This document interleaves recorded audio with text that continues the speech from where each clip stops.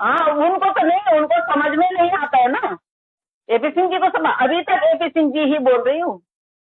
जिस दिन और बदतमीजी पे आ गई ना, उस दिन पर देख लेना, सारी महिलाएं फिर डंडा लेके वहीं पहुंच जाएंगे रघुपुरा और आपके फार्म हाउस पे। पता नहीं क्या है उनकी राशि, कौन सी राशि है जिस राशि में ना कभी कोई अच्छी सोच आती ही नहीं है, लोगों के मुंह से भी अच्छी बातें निकलती नहीं है। पता नहीं ऐसा, ऐसी कौन सी राशि है उनकी, मेरे को तो समझ में नहीं आ रहा है। जिस पंडित को उन्होंने उसकी इनलीगल शादी कराने के लिए पैसे दिए थे, कम से कम अपने ग्रह पूजन कराने के, अपने जो ग्रह जो पूजते हैं उनको पुजवाते कि भाई मुझे लोग, सबके सब लोग गालियां दे रहे हैं और सारे लोग मेरे खिलाफ हो रहे हैं, ऐसा क्यों हो रहा है।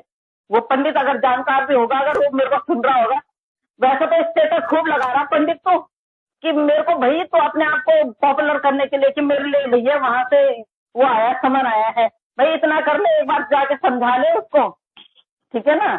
अगर इस वीडियो को देखे तू तो एक बार जाके और एपी सिंह को समझा लेना कि भाई ग्रह पूजा करवा, अपने ग्रहों की पूजा करवा, अपनी पूजा करवा, क्योंकि पूरी जनता को तो, पूरी जनता के तो गले की हड्डी बना हुआ है। ऐसा क्या दोष है तुझमें जो तू पूरे भारत, पूरे हिंदुस्तान की बहनों को वो कर रहा है।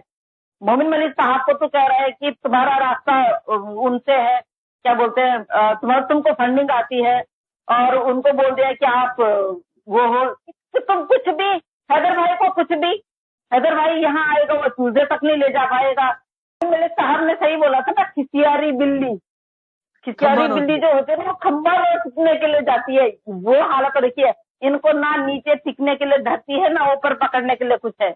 अब इनकी ऐसी अटकी हुई है ना यहाँ पे कि अब करें तो करें क्या। इनको ये सच में सर, इनको ये नहीं पता था कि मोमिन मलिक जैसे कोई व्यक्ति, ऐसे लॉयर आ जाएंगे जो इस केस में हमारी वाट लगा देंगे। ये सोच रहे थे कि जैसे पहले आ रहे थे वो लोग, आ रहे थे जा रहे थे, आ रहे थे जा रहे थे, दो तीन लोग, दो चार लोग आए, कि वो वैसे ही समझ रहे थे। इन्होंने सोचा कि मैं फिर अपनी बातों से उनको बेवकूफ बना दूंगा। उनको ये पता नहीं था कि भैया हमारे पे अगर हम ज्यादा ही कुछ बोलेंगे, अभी तो ये बोल के नाक तोल के बोलेंगे, क्योंकि 10 करोड़ पे चला गया है डिफेमेशन का केस।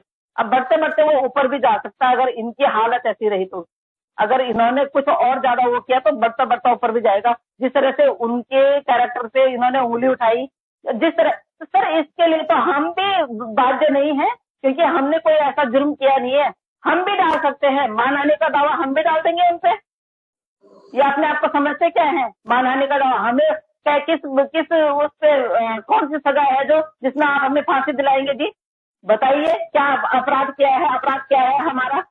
सोशल मीडिया पे अगर हम एक भगोड़ी के लिए आवाज उठा रहे, वो अपराध है? तो ये भगोड़ी को आप यहाँ रघुपुरा में बसा रहे हैं, किसी की बीवी को, किसी की लीगल बीवी को आप इलीगल व्यक्ति के साथ रख रहे हैं। आप कितना बड़ा जुर्म कर रहे हैं, कितना बड़ा पाप कर रहे हैं आप। एक पिता से आप 4 बच्चों को अलग कर रहे हैं, उस पिता को आप दिखा भी नहीं रहे हैं उन बच्चों को। तो ये इतना सारा पाप लेके कहाँ जाओगे? यही पाप यही निकल जाएगा, यही स्वर्ग है, यही नर्क है, यही दिख जाएगा सब कुछ।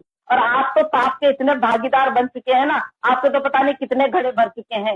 वो घड़े फूटने अब फूट जाएंगे इस बार। अब इसके बाद आप दिखोगे भी नहीं कहीं। चुनाव में हम लोग खलेल डाल रहे हैं। अरे कितना बेशरम आदमी है, कितना बेशरम आदमी है। हम चुपचाप अपना काम कर रहे हैं। सोशल मीडिया पे हम सीमा हैदर का वो देख रहे हैं, जो भी बातें करनी है। हमने चुनाव को लेके तो कोई बात ही नहीं की। ये भी चुनाव से लेके तो कोई, चुनाव से लेते तो हमारी तो कोई बात ही नहीं होती है? और तू इतना बेशरम निकल गया, तो उस चीज को यहाँ लेके आ रहा है। उस दिन तूने कुछ क्यों नहीं बोला जिस दिन सचिन ने वहां वीडियो बनाई? उस दिन तो कहाँ मर गया था तू? उसका साला है, सचिन का साला है, तो जीजा को देखने तेरे, अपने जीजा के हाल देख, अपनी बहन और अपनी जीजा को देख किस तरह से। ये औरत यहाँ की ना तो ये वोटर है, ना यहाँ की नागरिक है, ना कुछ है। इसको किसने हक दिया है हमारे मोदी जी योगी जी को वो करने का? इसको ये भी हक नहीं है कि ये मोदी जी और योगी जी का नाम ले। हमने इसको नहीं दिया है हक। ये होती कौन है हमारे यहाँ पे आके हमारी सरकार पे अपना हक जताने वाली? झूठे सर, इतने दिनों से हम बोल रहे थे ना कि वो कहाँ बैठा हुआ है, कहाँ बैठा हुआ है। वो गर्भ गुफा में नहीं बैठा हुआ था, ये इसके साथ बैठ के नॉवल लिख रहा था, जो आपके लिए पढ़ रहा है ना, ये सारे ये नॉवल लिख रहा था। ये अब जाके लिख रहा है कि फला दिन तुम लोग यहाँ आए, फला दिन तुम लोगों ने शादी की, तूने धर्म कब चेंज किया, क्या किया, ये सब कुछ। मोहर कहाँ से? मोहर तो मैं बाजार से वैसे खरीद के ले आऊं, कितनी मोहर मिल जाती है, कितनी मोहरें मिल जाती है, तो थप्पा वैसे लगा दे, कितनी मिल जाती है। पर गैर कानूनी काम भी वो करना जो पकड़ा न जाए। 30 साल का कैरियर बताते हो आप अपना, 30 साल का कैरियर, तो उस 30 साल के कैरियर को मद्देनजर रखते हुए शर्म करो आप एपी सिंह जी, तब भी आपको शर्म नहीं है।